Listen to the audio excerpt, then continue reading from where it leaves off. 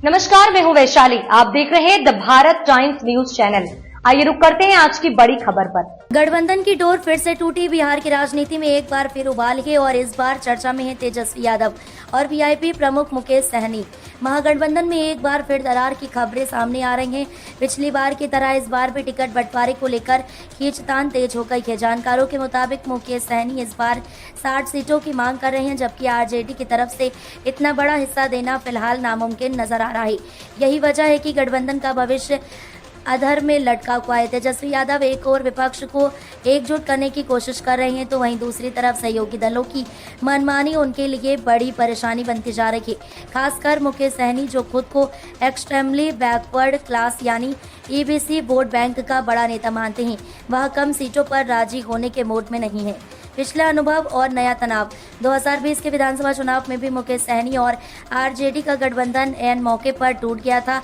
तब सहनी ने 25 सीटों की मांग की थी और उप मुख्यमंत्री पद भी चाहते थे, लेकिन आरजेडी ने उनके प्रस्ताव को खारिज कर दिया। नतीजा ये रहा कि सहनी ने महागठबंधन से नाता तोड़ लिया और एनडीए के साथ चले गए।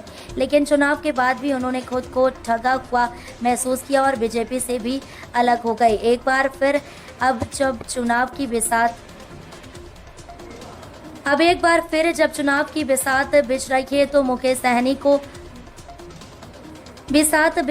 मुकेश सहनी ने 60 सीटों की डिमांड के साथ वापसी की है, लेकिन आरजेडी खेमे की मांग बहुत ज्यादा लग रही है और यहीं से शुरू होती है नई तकरार। तेजस्वी यादव को अब तय करना है कि वो गठबंधन को बनाए रखने के लिए समझौता करें या अपने दम पर चुनावी रणनीति बनाएं। 2025 का खेल और जनता की नजरें। बिहार विधानसभा चुनाव 2025 अब ज्यादा दूर नहीं है और सभी पार्टियां अपने समीकरण सेट करने में लगी हैं। आरजेडी को भले ही सबसे बड़ी विपक्षी पार्टी का दर्जा मिला हो, लेकिन सत्ता में आने के लिए उसे हर सहयोगी को साथ लेकर चलना होगा। वहीं मुकेश सहनी अपनी राजनीतिक जमीन को मजबूत करने के लिए हर हाल में ज्यादा सीटें चाहते हैं। सवाल ये है कि अगर 25 सीटों पर सहमति नहीं बन पाई थी, तो क्या अब 60 सीटों की मांग पर कोई गठबंधन टिक पाएगा? तेजस्वी यादव के सामने मुश्किल ये है कि वे अगर सहनी की मांगे मानते हैं तो अन्य सहयोगी भी इसी तरह की शर्तें रख सकते हैं, और अगर वो इनकार करते हैं तो ईबीसी वोट बैंक का नुकसान उठाना पड़ सकता है। ऐसे बिहार की राजनीति आने वाले दिनों में और भी रोमांचक मोड़ ले सकती है।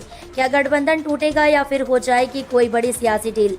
जानिए बिहार चुनाव से जुड़ी हर अपडेट सिर्फ हमारे चैनल पर।